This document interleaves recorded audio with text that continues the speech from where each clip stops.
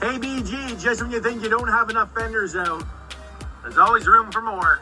I'm just assuming this guy has one of those annoying dock neighbors that likes to hit his boat, but there is a better way to take care of that neighbor. Welcome back, guys, to this week's episode of Boneheaded Boaters of the Week. Speaking of hitting things, let's go ahead and make that our subject this week, and we're going to talk about boaters hitting things out on the water. And of course, one of the first things a boater's going to hit when they're getting out on the water, well, that's going to be the water itself, but sometimes you got to remind your buddies that they need to hit the water with the boat and not something else. Of course, another fun pastime of boaters is going to be to hit the beach. Watch your stop. Keep going. What are you doing, Cap? Let's go.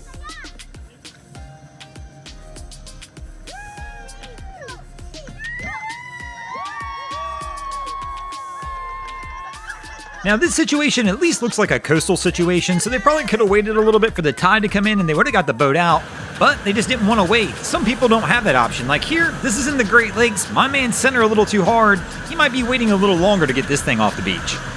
Whoops.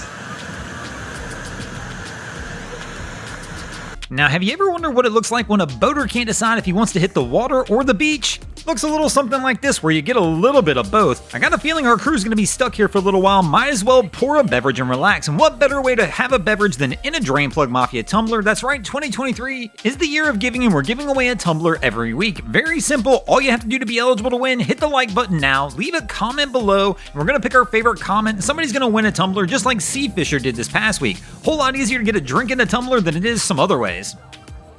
Now back to the hitting action. Of course, there are many ways that boaters will wind up hitting things, as we've already discussed, but another fun one's when you see your buddy out on the water, get really excited and decide you're gonna go ahead and go for the old boat high five. Now this one always makes me a little bit curious, because one of the more common things we see hit out on the water isn't boats hitting boats, is going to be boats hitting docks. I wonder if this is the same cause and effect. Somebody sees their friend on the dock, gets really excited and decides to go for the old dock high five instead of the old boat high five. Now these are probably two of the more common ones, which would be the boat high five and the dock high five, but that's not where the fun ends. Of course, the third most common one's probably going to be the old bridge high five, and that can happen in many different ways, sometimes on the water and sometimes on land. Oh, he did hit it. The trailer's on the ground. Hey, Scotty, found that pontoon boat you thought was such a great deal. Parked right here. I think the for sale sign's still in it. Looks freaking good, man. Looks freaking nice. No idea why it's such a great deal. I mean, the reason it's a great deal is because the boating market's coming down and things are getting a little cheaper. Now, of course, another favorite one's going to be the actual high five.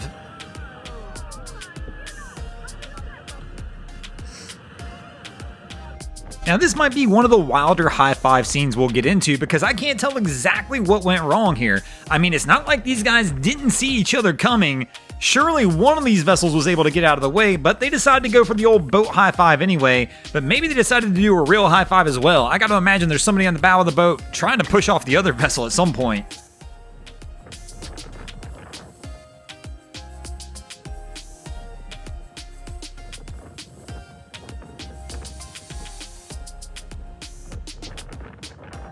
And then, of course, there's always one more fan favorite. The way a boater can get out there and hit things, well, that's when he gets out there and he decides he's going to go ahead and hit the gritty.